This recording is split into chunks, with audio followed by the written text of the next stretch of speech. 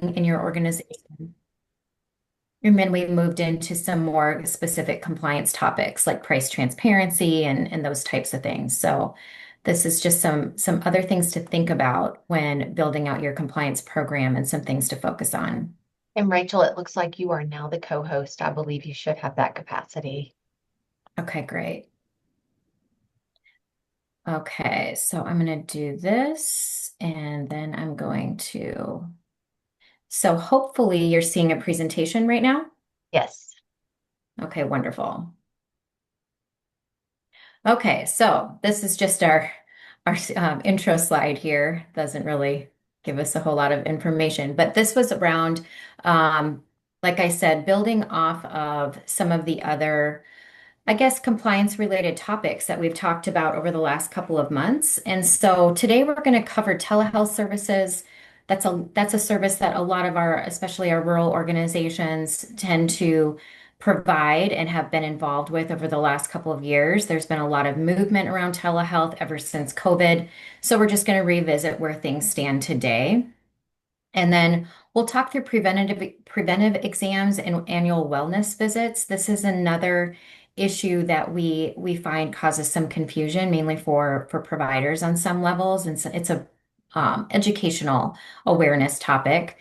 And then facility emergency department level billing. We'll get into some specifics around things to look for when it comes to that code assignment.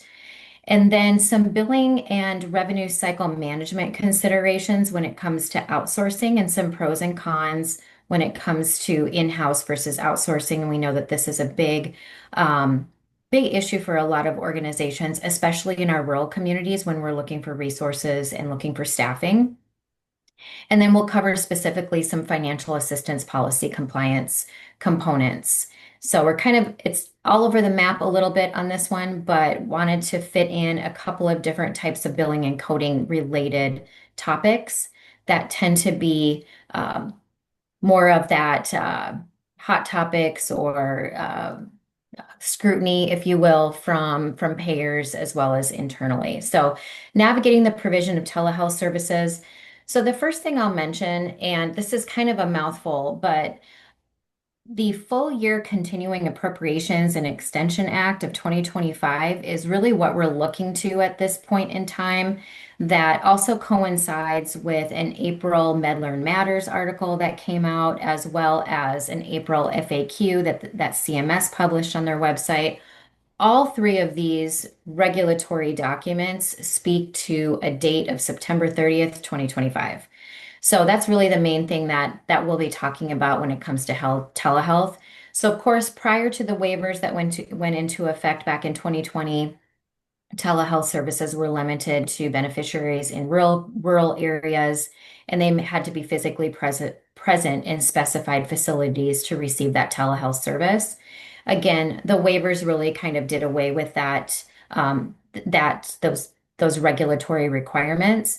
And we've been able to operate with a lot of flexibility over the last couple of years. And now we do have some information that really kind of puts more of an end date to some of this, and that end date being September 30th, which is really not that far away. So when it comes to RHCs and FQHCs, one thing I do want to mention is this distance site provision. And the distance site that provides for non-behavioral health services. So these would be medical visits, medical services furnished through that interactive telecommunications technology.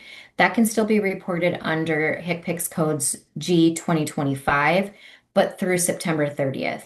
And I've listed the exact web link here to that April MLN that's posted on the CMS website. This is really kind of a step-by-step document that lays it out pretty clearly on what we can do and what we cannot do up until September 30th, and then what is going to change and take place as of October 1st. So the way that the document is laid out is they actually have it highlighted in red, those things that are going to change as of October 1st. So I would look to this document. I would go ahead and copy this web link, and you'll get a copy of these slides. So you'll have this web link. And I would take that document and comb through it. So if you're providing telehealth services, then this would be your guide that you would want to utilize going forward in another about month and a half is pretty much all we have here. So, oh, sorry, I didn't mean to advance that quite yet. But anyway, I wanted to mention that starting October 1st for those non-behavioral health or non-mental health visits, that originating site requirement and geographic location restriction is going to come back into place. So basically, we're just reverting back to the way things were before COVID, essentially. And then for behavioral health and mental health telehealth, all patients can continue to get their telehealth wherever they're located. There's no originating site requirement. There's no geographic location restrictions. The patient's home is permissible as an originating site. So just wanted to make that clear from this MLM perspective, and it's spelled out pretty clearly in that document. So again, going back to this full year continuing appropriations and extension act, the in-person visit requirements are delayed until October 1st. However, for RHCs and FQHCs, that in-person visit requirement is extended through January 1st of 2026. So if you're providing telehealth in the RHC or if you're an FQHC, this is extended to January 1st. So this is really the only date that's different than that September 30th date. That will be a recurring theme when it comes to telehealth visits. So this would really be the only exception to that to those dates. And this is regarding the in-person visit requirements. So FQHCs and RHCs have that transition timeline extended. And again, it's different than that September 30th date that's noted elsewhere in the documents. So when it comes to audio only and telehealth, there was a physician fee schedule final rule from 2025 that revised the definition of audio only. And I have that here listed verbatim from that 2025 rule. And the full year continuing appropriations and extensions act essentially I copies or reiterates the definition or basically adopts that definition that's from the PFS 2025. So they're aligned in the definition of audio only. And so here, really, nothing's changed with what you've been doing since the physician fee schedule came out a year ago. So nothing has changed. They're just clarifying that they're following the same definition. So G 2025 would be the code that you would assign and report for those audio only visits. And then for Medicare and the RHC in the FQHCs, you're going to want to use the modifier FQ for those audio only visits. So that's what's going to tell Medicare that this telehealth visit was audio only. So that's the purpose of that modifier. In addition, the telehealth list has the designation between provisional and permanent for their HCPCS codes and CPT codes that they've identified for telehealth services. Basically, what they're saying is that these provisional codes are continuing to be reviewed from a utilization perspective as well as a needs perspective, but they're currently available to be utilized for telehealth during this time, during this provisional status. So this would be a good list to continue watching. I would expect that we're probably going to see some changes around this list, I would say within the next month or so, simply because in November, the AMA is going to be updating their CPT codes for fiscal year 26 or for calendar year 26, effective January 1st. And a lot of times, CMS at that time will also make the decision on if they're going to adopt a CPT code or if they're going to remain with their HCPCS codes, like a G code, for example, as their approved code for use for Medicare patients. So that's oftentimes the time that we see some of these decisions being made when it comes to these codes. And again, this is actually from last year, as of January 1st of 2025, that these are CPT codes that are valid CPT codes in the CPT book. However, I do have a bolded statement here that CMS did not see the need to recognize these above codes because they felt that their code also basically already reflects what they're currently performing. And so these codes would not be used for Medicare patients, but you might find that your commercial payers are asking for these codes. So this is just something to be aware of. And these codes went into effect January 1st of 25. And again, the AMA will come out in November of this year, so November of 25 in anticipation for January 1st of 26 with any new potential codes. And it's always possible that Medicare may change its mind and they might decide to adopt and pay on some of these CPT codes. So when you have your annual code update as part of your charge master review process, perhaps, these are some of the things to watch for to see what are the new CPT codes, but what is Medicare recognizing as far as those new CPT codes are concerned. This is one CPT code that also was effective as of January 1st of 2025, so that we've just had this in place for 1 year. And this is regarding this brief synchronous communication technology service. So if this is something that your organization is utilizing, then you would want to pay attention to this slide. CMS did go ahead and decide to adopt CPT 98016, and it's applicable to Medicare telehealth services. So this is an example of where they had the G code in place and decided to go ahead with the AMA's CPT code and utilize that code instead. Again, this is from the beginning of this past year. So there might be some new codes. Oh, sorry about that. There might be some new codes that come out in November that will impact some of this telehealth, some of these telehealth approvals. And this is just a quick reminder of eligible providers. This hasn't changed, and so this is still the same list from the past several years on who's eligible to provide telehealth services. And one thing I'll note too is that I know that there was quite a bit of discussion around physical therapy, occupational therapy, and speech therapy, as well as those services that might be supplied by a registered dietitian, like the diabetic self-management training and medical nutrition training.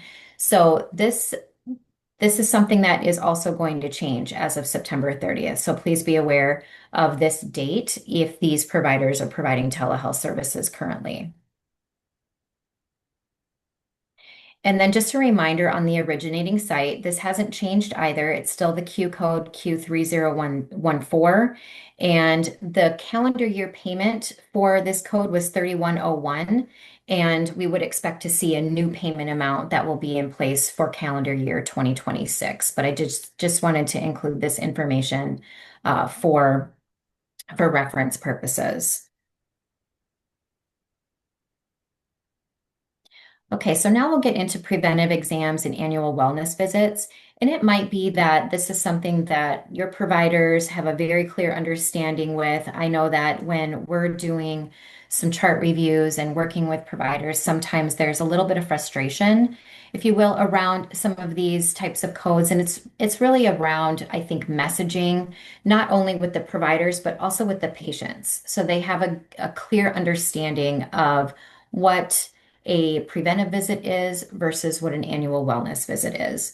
And I think this is a really good chart that just outlines the differences between these various visits. So this includes the Welcome to Medicare visit, which is the G0402, and then the initial annual wellness visit and the subsequent annual wellness visit. So we are able to perform that Welcome to Medicare visit once a lifetime. And the initial AWV is also only performed once a lifetime. But that subsequent AWV we would expect to see on an annual basis. So there are 3 different codes for Medicare purposes to utilize for these types of visits. And the eligibility requirements are outlined here as well. And we want to see that Welcome to Medicare visit take place within the first 12 months of when that individual is enrolled in Medicare Part B. So that's the time frame that we would want to see that happen. And again, there's some physical exam components that are incorporated into each one of these, and they're a little bit different because the Welcome to Medicare is going to have a little bit of a different approach than the annual wellness visits. And then there's also some screening that can take place during that Welcome to Medicare visit, like the EKG, for example. So there's just some good things in this chart that are a little bit helpful in determining the difference between the Welcome to Medicare visit versus the AWV. So the background, I guess, or the intention around that Welcome to Medicare visit or that initial preventive physical exam is they're wanting to promote good health through disease prevention. And that's why CMS will pay for one of these initially when they are covered under their Part B. And the practitioners that can provide this are physicians, clinical nurse specialists, nurse practitioners, and physician assistants. But you can utilize clinical staff within the clinic to obtain additional information. So some of that might be that patient consent form. They can facilitate the screening questionnaires and the collection of data that can record vital signs, and they can provide patient education and, of course, coordinate all the follow-up visits and appointments and kind of keep that patient on that timeline. So the service elements are best described as from the clinical personnel or auxiliary personnel would be these things that are within their scope of practice and are under the supervision of that billing provider. So we do want to have that correlation between whoever that clinical staff person is working with that provider as well as working within their scope of practice.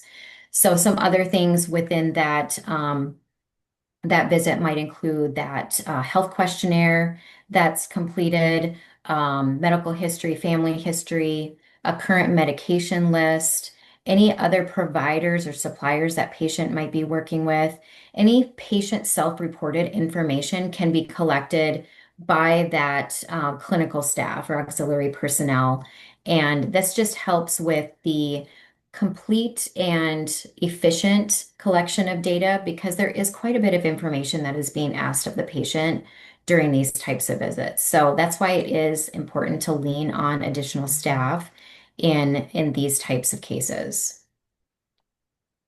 So when we get into the annual wellness visit, that's when we're performing that health risk assessment that called the HRA. And again, we can utilize other staff within the clinic to help facilitate the filling out of the health risk assessment, ensuring that it's completed, establishing that medical and family history.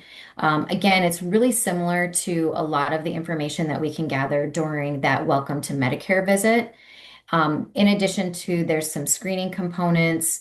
There's some risk factors for depression that can be collected, functional ability, and then establishing that screening schedule for the next 5 to 10 years. I know that sounds pretty extensive to establish that so far out, but if it can be established even within the next couple of years, that can just help keep that patient on track with the various screenings that they're eligible to receive and to receive those in a timely manner. And then also, it's the ability to furnish personalized health advice and give those appropriate referrals to other health education or counseling programs that might be established. And it's also to collect that list of risk factors and conditions that may be primary or secondary and interventions that might be recommended along the way for those patients. So again, it's really going back to the prevention for the patients well-being and prevention of illnesses going forward and trying to establish what those risks might be and how to mitigate those with the patient's care. This also includes the option for advanced care planning services to be a component of the annual wellness visit. So the subsequent AWV contains essentially the same components as the initial, but the goal has changed a little bit. So the goal now is to review and update those components that may have changed rather than establishing them from the beginning. So it really should be taking that initial document from the initial AWV and then updating it as appropriate and as necessary based on what's changed with that patient from the prior year. One of the things that, and this is more coming from the ACO, and they've, of course, encouraged providers to complete these AWVs and to establish that 5 to 10 year care plan, generating through that health risk assessment portion of the AWV. So there's been a bit of a driving force behind this from the ACOs, as you can see. And one of the things that they've stated is that if the provider is spending significant time with a patient during that AWV, ordering labs and tests, for those types of things, then they essentially feel like that's missing the point of the AWV visit. And so they really encourage that HRA is completed and that is providing meaningful information for the provider so that they can have a conversation with the patient and have that visit be more meaningful and focused around that patient's care versus having to go through the mechanics of ordering tests and updating information in the EHR and those types of things. So it's really an opportunity for the provider and the patient to have a in-depth conversation about their risks, their care, what services they might be qualified for and that can be ordered for that patient, and other supporting services that they might be eligible for. And again, advanced care planning might be part of this conversation, depending on the answers from that HRA. So these are just some of the things to reiterate with the providers and also share this information from an appropriate perspective with the patients so that they come into that visit with an awareness and an understanding of what the purpose of that visit might be. And then this is just these rates are going to change, but this is what they were this year for the preventive visit versus the AWV visits. So you can just kind of see how those compare with your traditional E&M codes as well. So I do want to talk about facility ED E&M leveling a little bit here. So if you've ever gone through a charge master review, this is one of the things that we do end up talking about is how do you arrive at the facility ED E&M level? And just a little background information. So when APCs became effective back in, I want to say it was 2000, 2001.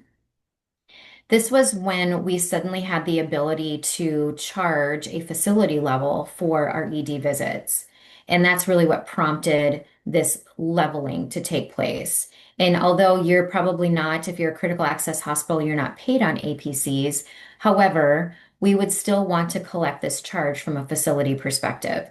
So what we've built in our charge masters is typically a 99281 to 99285 CPT code range. And we have different prices associated with these. They're mapped to a revenue code 450.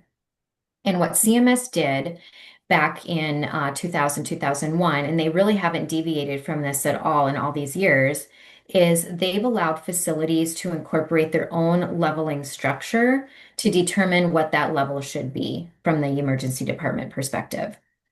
So then that really created this I guess kind of a gray area for organizations because yes, that's great. We're allowed to create our own leveling tool, but how do we know that it's compliant and who establishes that? What are the parameters? So I know that we've all been living in this world for quite some time, but it did create a lot of anxiety at the beginning to understand what we should be including in a leveling tool versus what we shouldn't, and what should that look like. The most common tends to be a point related system where we might have points developed for the nurse collecting vital signs or various other nursing interventions that might take place in the emergency department, such as um, uh, ordering x-rays and lab work and those types of things. So there's a number of nursing interventions, and the goal around the ED E&M leveling system is to capture facility resources, nursing, of course, being a facility resource.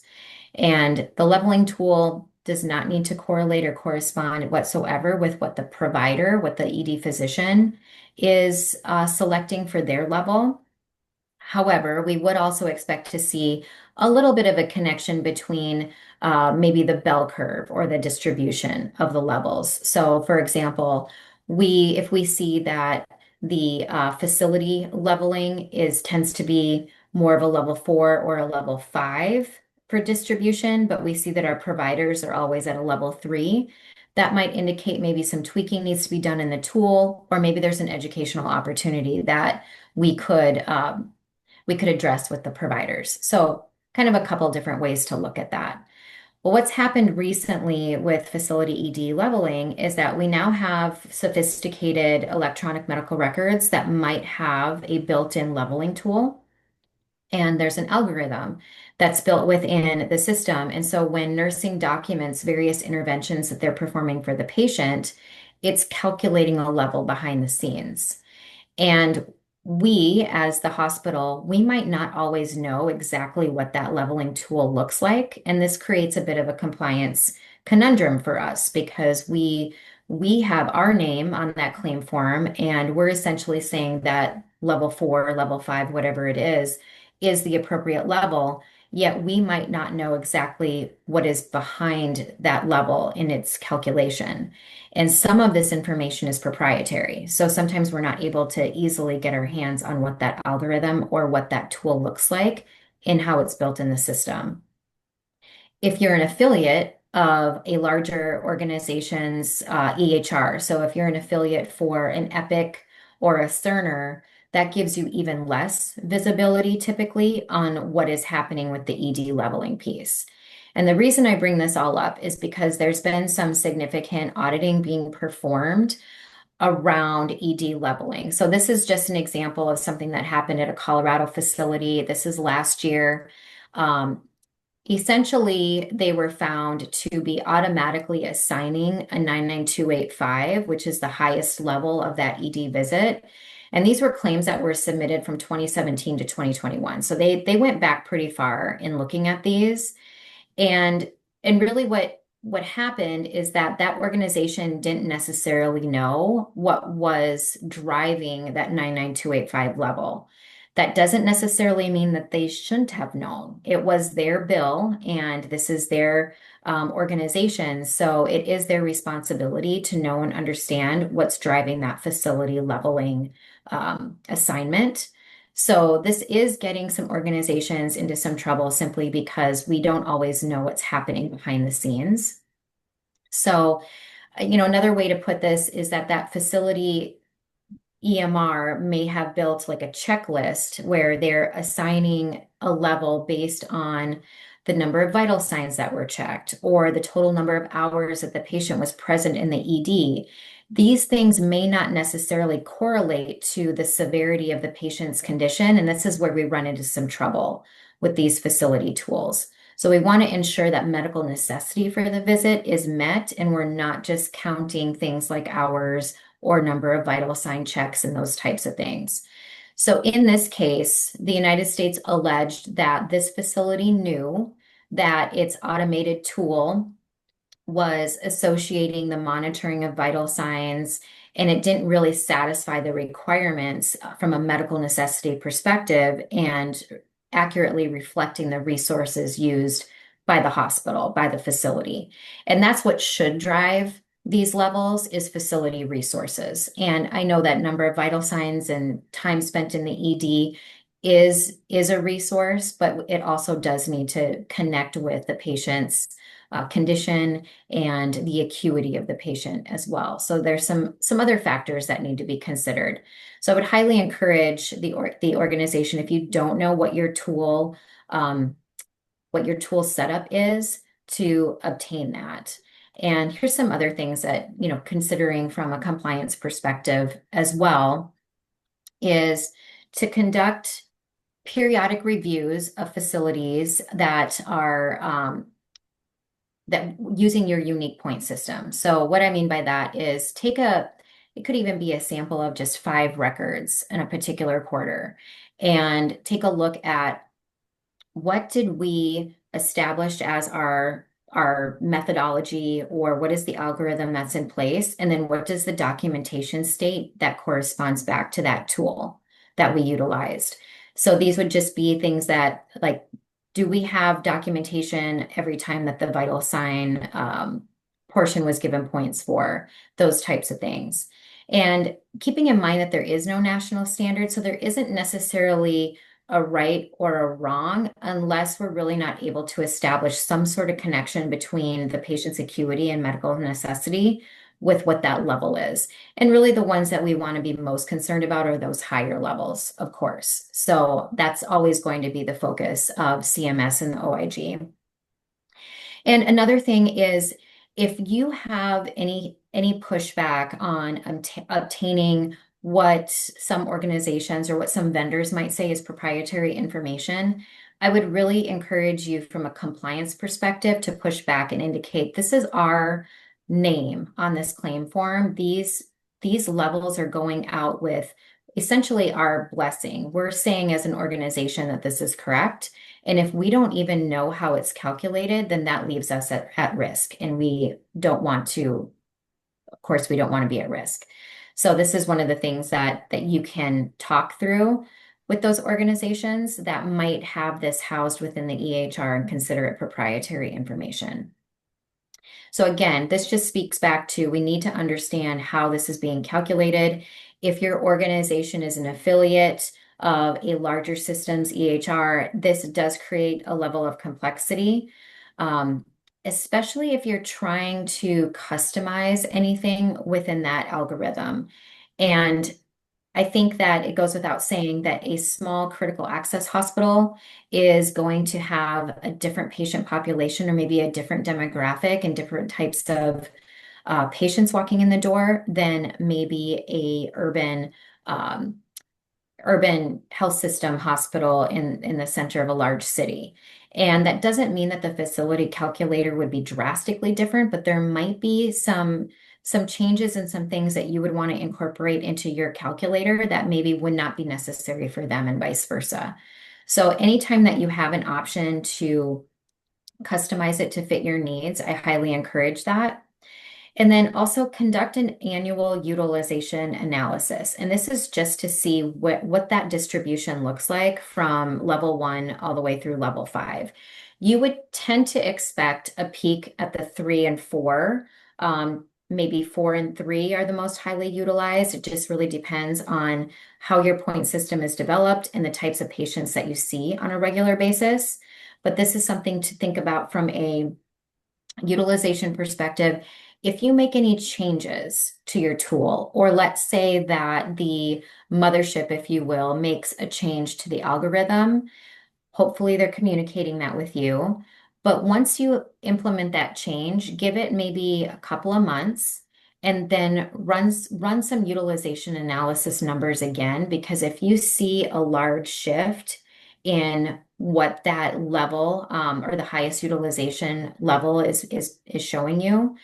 For example, if you were 3s and 4s and then now your highest utilization is a level 5, that would be a cause for concern. That would be something that you would want to dig in a little bit deeper and see, well, why are all of our visits moving to a level 5?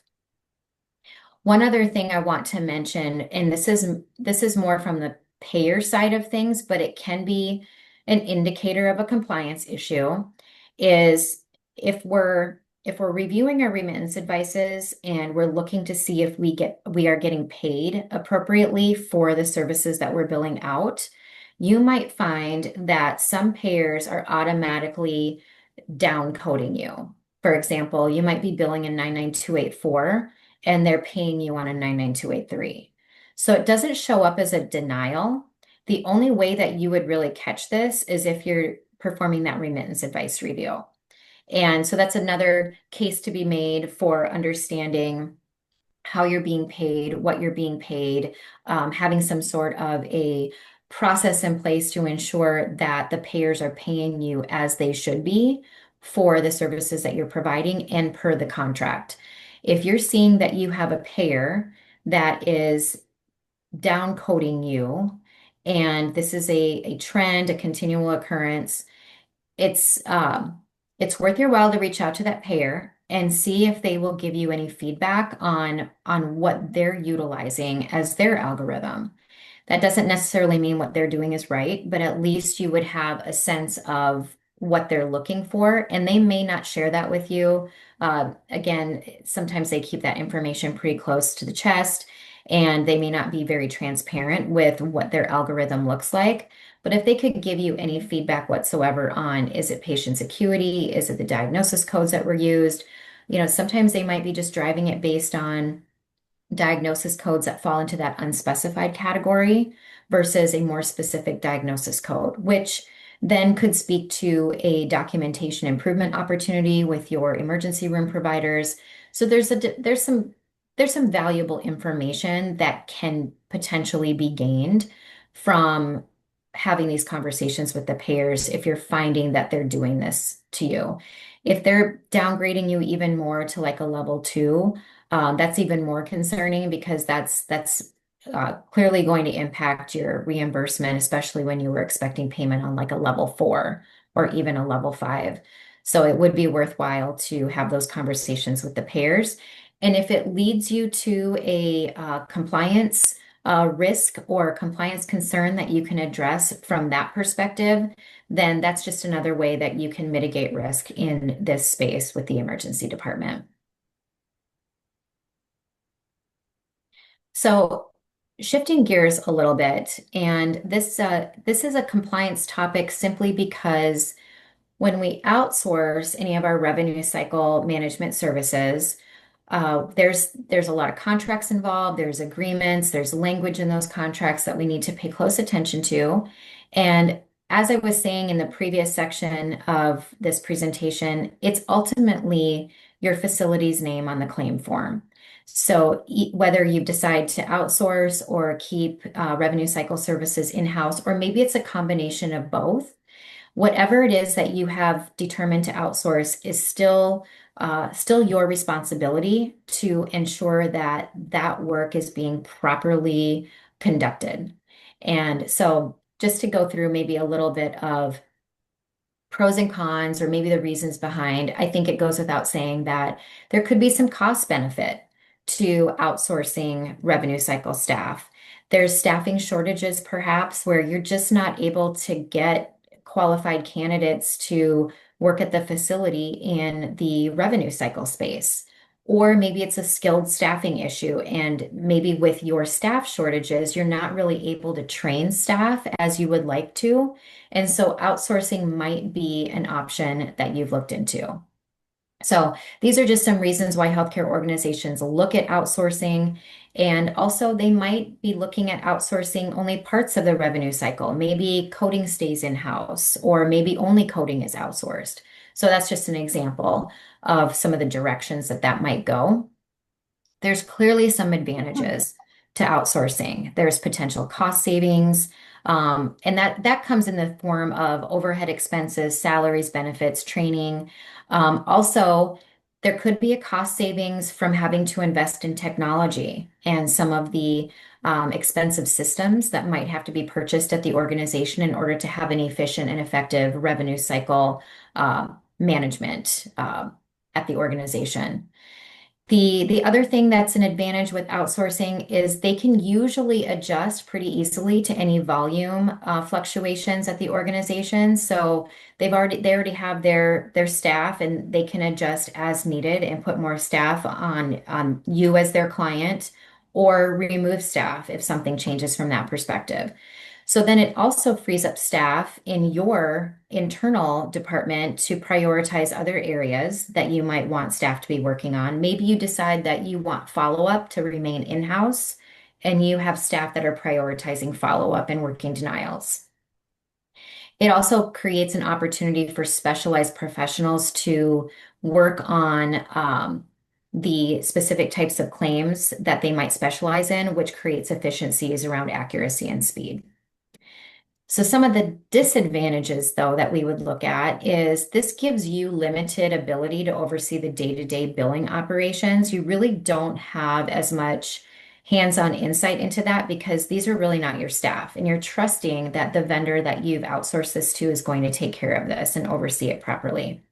There could be some data security concerns just depending on what this vendor's model is, if they're using overseas staff, What are the security concerns around that? And sometimes that's not even an overseas seas issue. Hacking can occur with any organization, regardless of whether they're 100% located in the United States or not. So I think that we've all experienced some of those types of situations in some form or fashion, either at our own organization or at least have heard about it at others.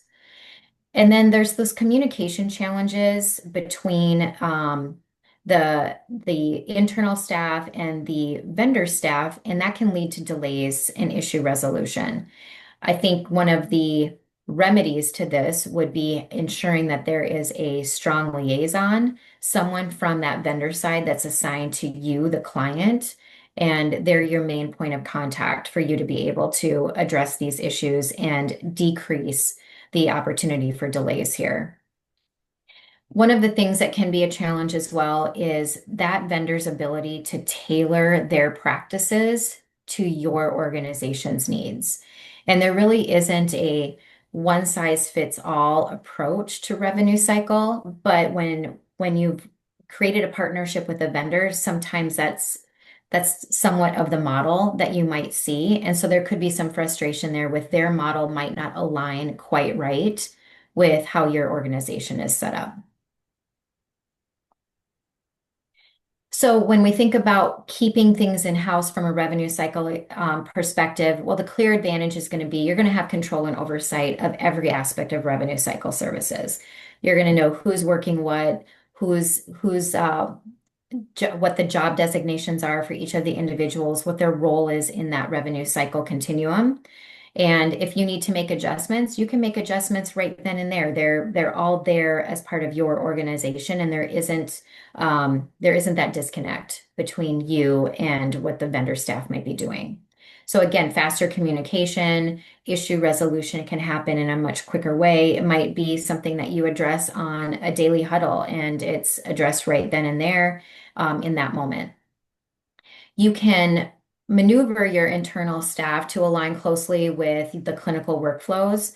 Even if that clinical workflow changes, let's say you have an EHR upgrade or even a new EHR implementation, all of your internal staff can still remain and their jobs might shift a little bit, but you can make those decisions in real time as this happens at your organization and as you have more information and perform those analysis. And then you have that personalized billing support for your patients. So there isn't that disconnect between what they might be receiving from a billing perspective that the vendor sent out, and maybe you're not exactly sure what that looks like. You're better able to answer questions and explain to patients what might be occurring from that billing perspective since you all performed that in-house. And it does mitigate some risks with the external vendors. And I'll get into that in a moment. But some of the disadvantages is there might be some higher operational costs. It just depends on the agreement that you have with the vendor. Um, oh, I'm sorry. I meant to say from keeping in-house revenue cycle management, higher operational costs because of those salaries, benefits, and training. There could be some recruitment and retention challenges just because it's hard to find staff and retain staff in some of our communities. If you have the ability to grow your own, that's always a great option because not only does that provide jobs in your community, but it also gives these individuals a pathway to growth. But that again comes with the cost of time and an effort to put into those staff members and finding people that can train those individuals. Another disadvantage is it's difficult to stay updated on the ever-changing regulations in the CMS world with our MACs. It's time-consuming to read those newsletters and stay on top of those decisions. However, we'll talk about this a little bit at the end. This is something that we would want to do anyway. Even if we're outsourcing, we do need to know and understand the regulatory changes that are taking place and not just trust our outsourcing company to do that for us. There could be some technology investments that are required on your end when keeping it in-house. And then some adjustments to that volume changes. If you have staff that are cross-trained in your internal revenue cycle, then this can be mitigated pretty easily with with being able to shift staff around if there's a volume change. And again, that would require training and investment to ensure that staff is cross-trained to do some of this work. So again, there's there's a lot of advantages to creating the in-house environment or maintaining that in-house environment, especially from that oversight perspective, and also when it comes to aligning the organization's goals. When it comes to the risk side of things, I think that where where compliance comes in is we want to ensure that we're not blindly trusting the outsourced vendor to be staying up on regulatory requirements. And also, we might find that there might be some critical access hospital or RHC billing specific rules that we really need to ensure that whoever that vendor is, that they understand those things and that they have their systems built to accommodate some of the nuances around critical access and RHC billing. Sometimes that alone can be a bit of a challenge. So not only do we need to stay educated internally, regardless of what model we go with, but then we need to check and make sure that the vendor is essentially providing us with with a quality work product. And the only way to really do that is to audit the vendor.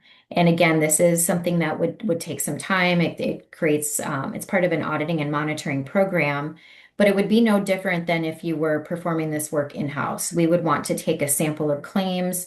Maybe it's once a month we pick 5 claims from a specific department, and we look to see, was everything billed out properly? And did we also have appropriate documentation to support what we build? And that's a good practice just to have in place, regardless of what model you choose to go with for your organization. But that's really one of the essential compliance components for compliance programming, which we talked about back in June. So ultimately, the organization needs to make the choice that fits them best. And some analysis would need to be performed, but just keep in mind that you would want to review those contracts and agreements very carefully and in detail and ensure that the expectations with that company align with your organization, but then you also need to hold them accountable to performing the work that they've agreed to perform and ensure that their understanding of those expectations. Also, if it's a partially outsourced arrangement, what are the expectations for the outsourcing company versus who is responsible internally for which tasks? And ensuring that that is documented properly and there is a clear communication between the organization and the vendor on who is responsible for what component of the revenue cycle. The last thing you want is duplication of efforts or for something to fall through the cracks, thinking that it's going to be performed and then it ultimately is not performed as you thought it would be.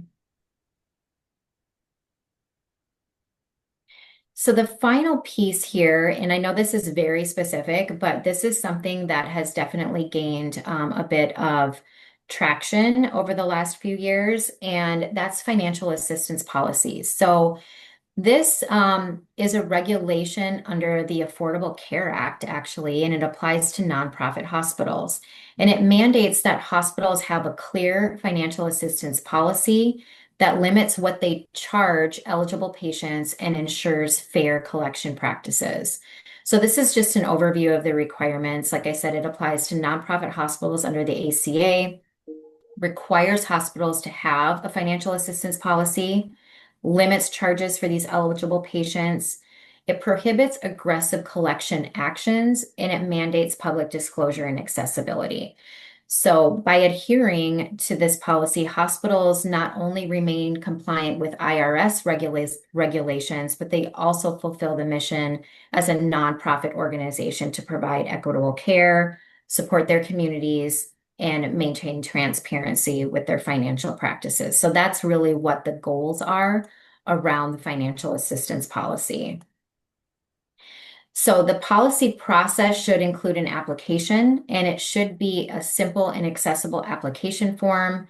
The required documentation that the patient should provide should be outlined clearly in that application process. It should be available in a multitude of ways to the patient, online, in person, by request. And then there's the public disclosure component to this, where that policy must be posted online on your website. There should be notices provided in the hospital, both at registration and clinical areas. And it also needs to be available in multiple language. The goal here is that the process should be straightforward.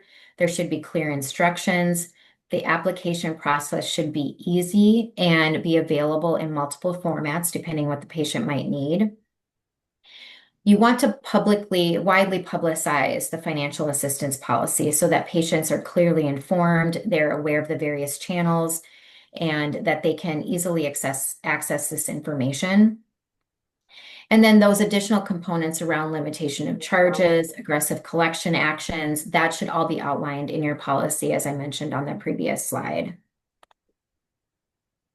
So some best practices here is you want to maintain compliance through review of the policy. You want to train your staff on the financial assistance policy requirements so that they're communicating this with the patients. And then you want to ensure transparency with communicating assistance options to patients. So having a compliant financial assistance policy is critical to the hospital and the organization to maintain their tax exempt status. And they should be continuously educating staff, ensuring public awareness, and reviewing this policy for compliance. There's actually a little bit of a checklist that you can develop internally to monitor compliance. This would be a great addition to a compliance work plan because it wouldn't necessarily be very time consuming. It could be something that you review on an annual basis to ensure that you're meeting those requirements for your financial assistance policy practices. And if there's anything that changes from a workflow or a process perspective internally at the organization, then you're updating your policy as it should be to align with what's actually taking place and occurring at the organization. Again, this is not just compliance with the ACA, but this is also compliance with the IRS regulations. So there is quite a bit of scrutiny around this. And however, from an auditing and monitoring perspective, this is probably a little bit of a lighter lift than say performing chart reviews or auditing your outsourcing vendor for accurate billing and coding practices and those types of things. Some of those auditing and monitoring activities can be a little bit labor intensive and others not as much.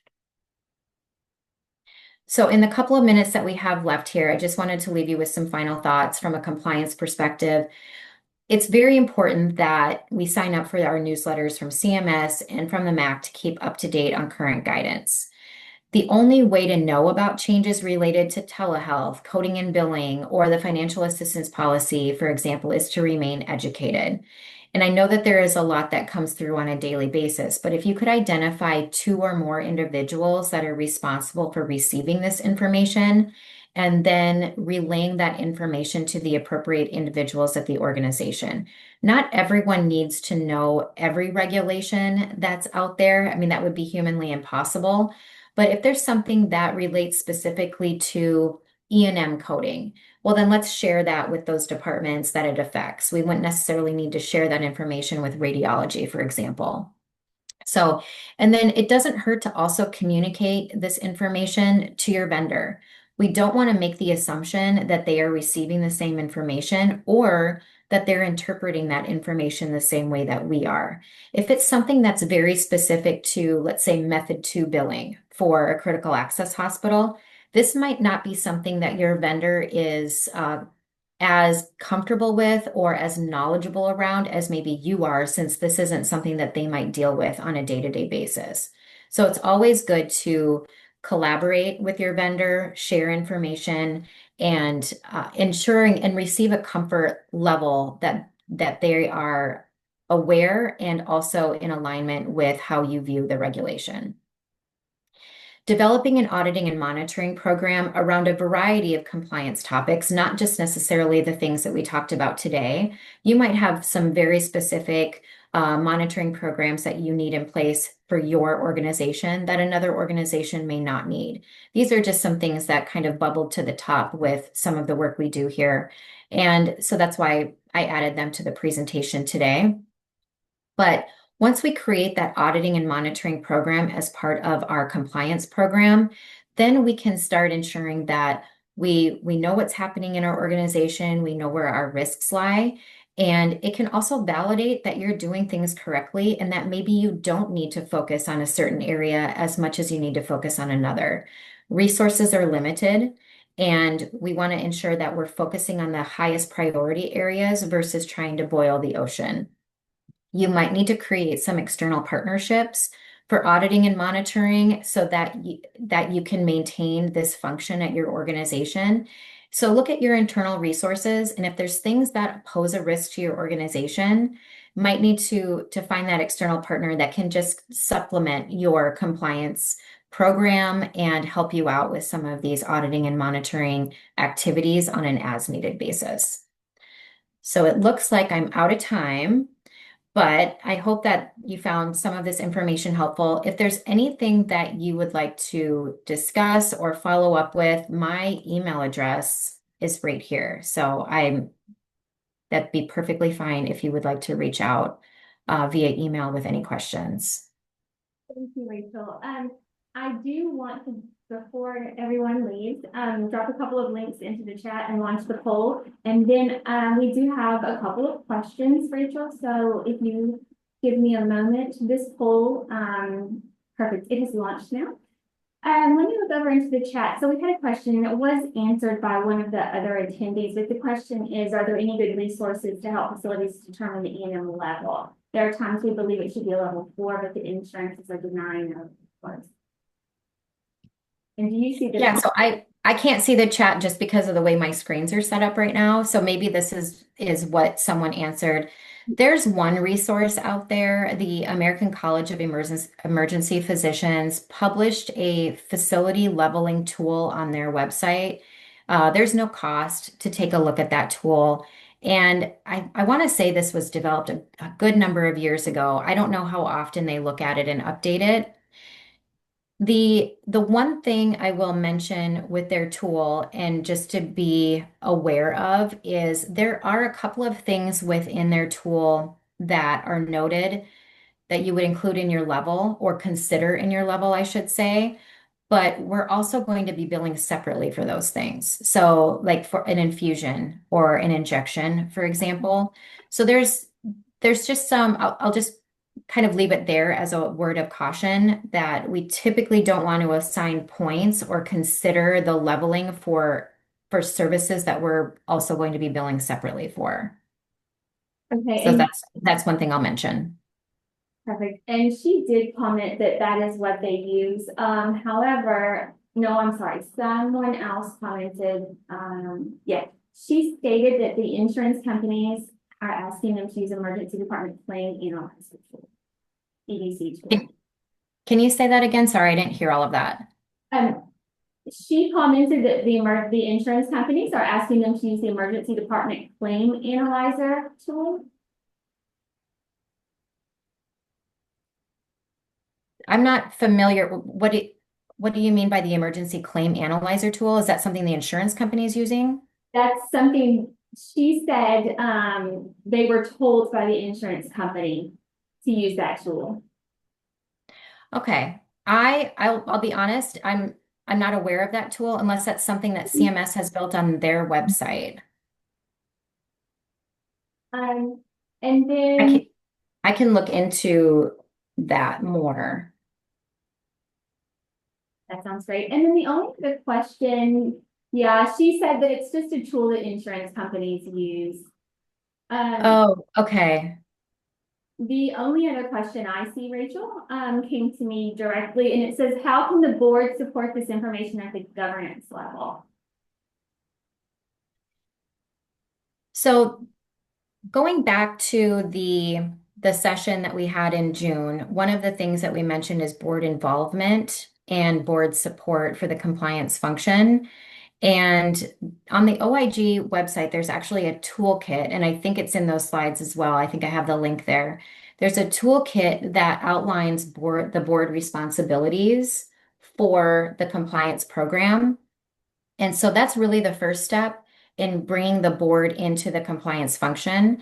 And if you have a compliance committee, which doesn't need to be a large number of people, but leadership at the organization, one thing to do is bring a board member into the compliance committee, and that individual not only has more of a direct lens on the compliance functions at the organization, but they can also be a liaison back to the board and can communicate the importance of compliance as well as share the compliance activities that are taking place at the organization. So that's really the starting point to bringing them into the governance side as well as supporting the compliance function. I don't know if that fully answered the question, but I'm happy to receive an email and follow up. That sounds great. If we get any follow-up comments, I would be happy to pass those along. Okay. I don't see any other questions in the chat. Someone did ask if the previous two sessions are available to watch, and they are. We will send a follow-up email with the recording and the slides for this webinar, and we'll also link those first two webinars, so you'll get that in a couple of days.